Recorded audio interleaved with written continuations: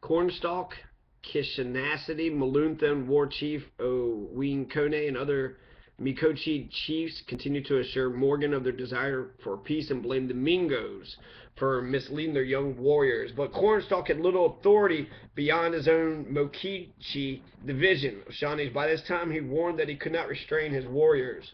When I speak to them, they will attend for a moment and sit still whilst they're within my sight. At night, they steal their blankets and run off to where the evil spirit leads them. In March 1777, Moravian missionary David Zeisberger, who regularly passed on information to the Americans, wrote in his diary, "The warriors are no longer listening to the chiefs who want peace and they want to have war. Several towns moved away from the Scioto to the Miami River and its tributaries to avoid the coming conflict. The chiefs at Fort Pitt said they intended to separate from those who wanted war to build a new town. In March, the Delaware Council reminded the Shawnees of what had befallen them 3 years previously, invited them to settle at the Delaware capital, Coshocton. The Delaware capital, Coshocton.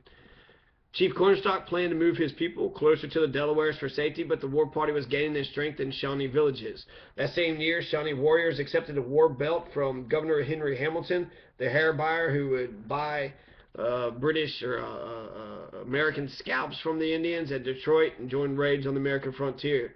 In early October, Chief Cornstalk visited the American garrison at Fort Randolph on the Kanawha River. At the site where he had fought the Virginians exactly 3 years earlier, a Shawnee chief called Red Hawk and another Shawnee called Petala accompanied him. Colonel Charles Stewart, who was at the fort, recalled what happened. So Cornstalk apparently made no secret of the Indians' disposition. He said he was opposed to joining the war, but the current was so strong against the Americans that the Shawnees would have to run with the stream in spite of all of his efforts. Hearing this, the post commander, Captain Matthew Arbuckle, decided to take the 3 Shawnees hostage to try to prevent the nation from joining the British. A month later, Cornstalk's Elinipsico came to see what had happened. Father and son embraced each other, so Cornstalk and his sons hugging each other in the most affectionate manner. Meanwhile, however, soldiers brought in the body of a young man who had been killed and scalped. Some of the militia immediately yelled, "Let us kill the Indians in the fort." Despite Stewart and Arbuckle's efforts to stop them, they burst into the building where the Shawnee hostages were held. As Cornstalk rose to meet them, they shot him dead in a hail of bullets. His son was shot as he sat on a stool, and Red Hawk was gunned down as he tried to escape up the chimney. The other Indian was shamefully mangled, said Stewart, and I grieved to see him so long in the agonies of death. In what was probably an imaginative creation, Stewart attributed to Cornstalk a premonition of his death just an hour before it happened. "When I was a young man and went to war, I thought it might be the last time, and I'd return no more. But I am here amongst you, and you may kill me if you please. I can only die but once, and it is all to me now or another time." So just like Nathan Hale, who says he only had one life to give, you can only die once, said Chief Cornstalk of the Shawnee. The governors of Virginia and Pennsylvania sent urgent messages to the Shawnees. George Morgan conveyed Congress's regret, and Patrick Henry denounced the mortars, but it was too little, too late. General Edward Hand recognized if we had to expect from that nation, anything to expect from the nation if we wanted peace, it's now vanished. They fucking killed Cornstalk. They fucking killed fucking Cornstalk. The fucking Virginians, the fucking American colonists, the colonial powers, the occupiers, the land grabbers, the land stealers, the people who was killing everybody all around them. And this is the British. This is the British, actually. So it's actually mixed, right? There's some British fighting for them, but then the British government of Virginia, the Royal Crown, that was the one who fought at Point Pleasant. So the governors of Virginia and Pennsylvania write urgent messages. Cornstalk's co-chiefs remained predominantly neutral, and they kept hold on to the chain of friendship their chief had forged with the Americans. Cornstalk's sister, Non-Helima, actually left their people and moved to Fort Randolph. She frequently acted as an interpreter and messenger for the Americans, and on occasion supplied the garrison with cattle. Known to the Americans as Catherine or the Grenadier Squaw, she incurred the enmity of her people and lived in poverty around Pittsburgh. In her old age, she petitioned Congress for support for 2,000 acres on the Scioto River, where she once lived, and where her mother, Chief Cornstalk's Also, Mother, since this is his sister, was buried.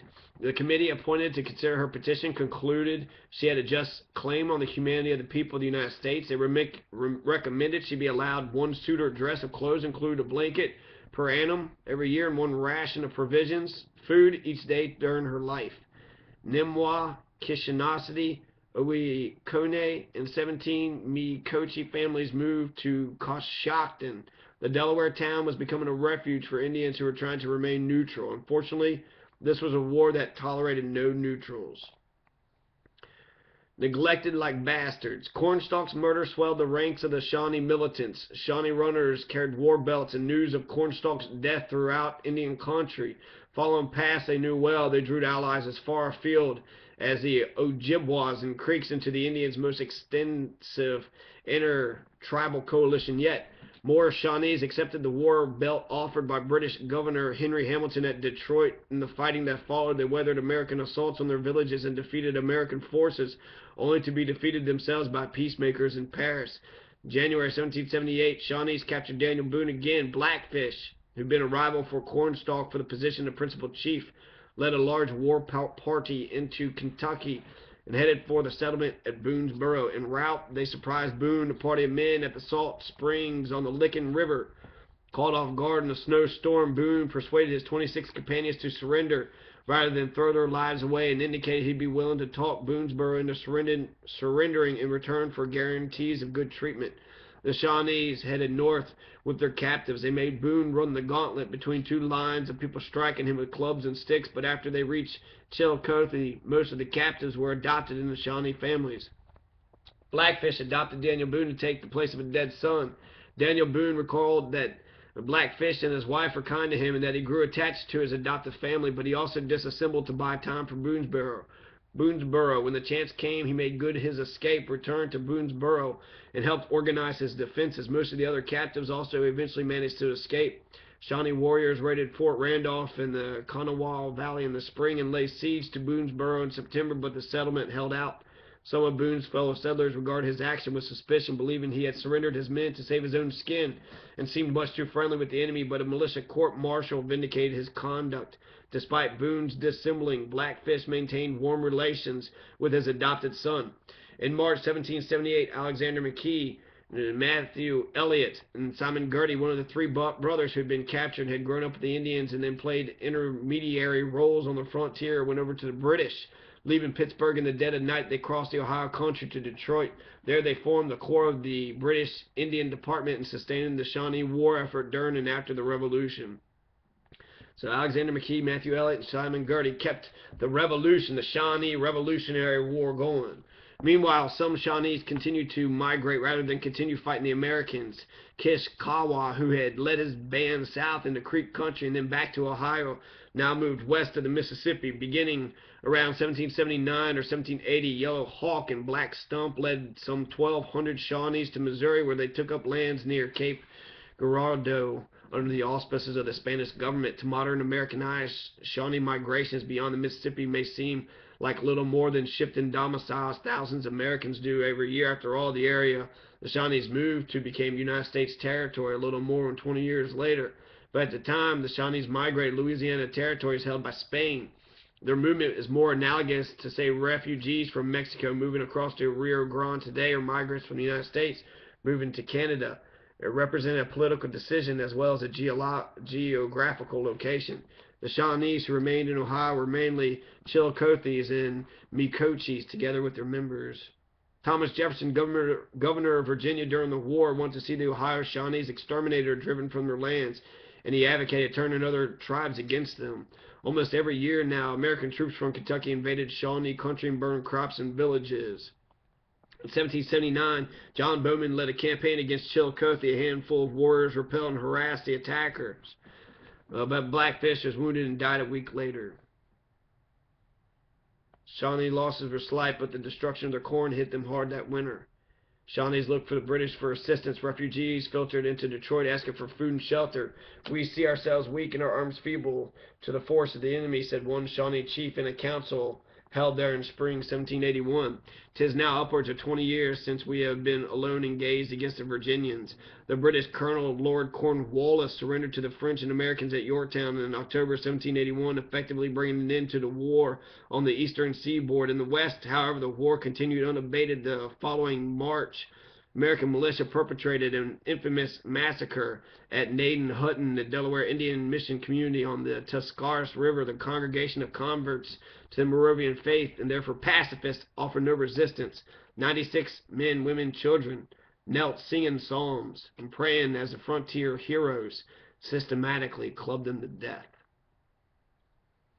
Once again, American atrocities helped bolster Indian resistance. Later that spring, Shawnee warriors assisted the Delawares in routing an American invasion force under Colonel William Crawford, George Washington's associate in speculating Indian lands. The Delawares captured Colonel William Crawford, tortured him, and burned him to death in retaliation for Naden Hutton. David Zeisberger said the Shawnees tortured and burned any prisoners they believed had participated in that massacre. The Kentuckians, whom the Indians called the White Savage Virginians, were reported to have committed atrocities. George Rogers Clark, who had invaded Shawnee with Daniel Boone, burned 5 villages, destroyed corn and fruit, spread desolation through the country. The Shawnees refused to be drawn into open battle and evidently suffered few casualties. With each American invasion, Shawnees pulled back, congregating new towns in the Ogallala and the Maumee rivers in northeastern Ohio beyond Clark's reach. Some families took up residence with the Delawares. Others moved south to Cherokee and Creek country. Still others migrated west of the Mississippi. Physical movement was a relatively simple operation for the Shawnees. They could rebuild their lodges in a few days, but leaving familiar sites took an economic and emotional toll. As some Shawnees left, other Indians, Mingos, Senecas, and Cherokees joined Shawnee communities to continue the war effort. The British dispensed guns and support. Matthew Elliott, Alexander McKee, and James Gertie, Simon's brother, all of whom held Shawnee wives. They all had Shawnee wives and extensive kinship ties in Shawnee villages, acted as intermediaries and served as conduits through which supplies flowed to Shawnee villages. They accompanied Shawnee warriors into battle and spoke in Shawnee councils. Americans offered rewards for McKee and the Gertie brothers and blamed them for inciting the Shawnees, but American actions, not British intrigues, were the ones that drove Shawnees to war. Americans regarded the Shawnee town as layers of renegades. Terrorists, for Indians, they were strongholds of freedom. The true terrorists were the white people, the white Virginians, the George Washingtons, and the Patrick Henrys, and the Thomas Jeffersons, and the Daniel Boones. Then, just as it seemed the Shawnees were winning their war, Britain snatched them from the jaws of victory. Suddenly, British officers and agents were urging their chiefs to restrain their warriors and look forward to the new era of peace with the Americans. So, the British declared peace, but the Indians were not happy with it, since the British had given up all the Indian lands to the Americans to honor a peace between them two, which left them by themselves, like bastards. So, Shawnees, they had a hell of a go, huh?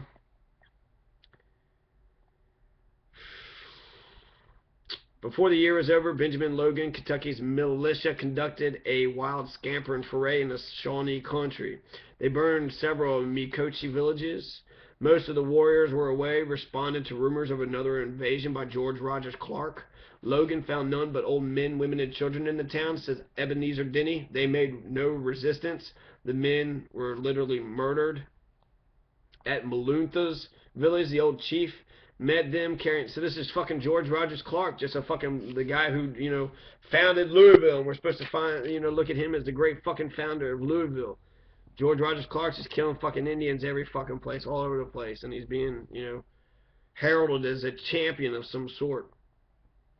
So Maluntha's village, he's an old chief, and he's got the copy of the Fort Finney Treaty, while his people had hoisted an American flag is up. So the Maluntha is the Shawnee war chief, took over after Cornstalk, and maybe some other ones.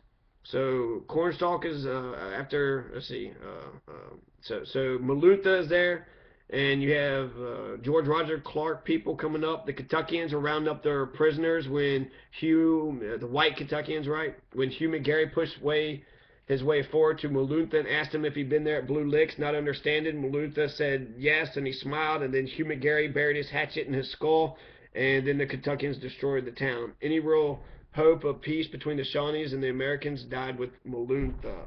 So that was Maloonta. They pushed his way. They killed Maloonta. They killed Chief Cornstalk. That's what the fuck these white colonial occupying Kentuckians. That's what they do. So that's the story of Chief Cornstalk and Chief Maloonta of the Shawnees.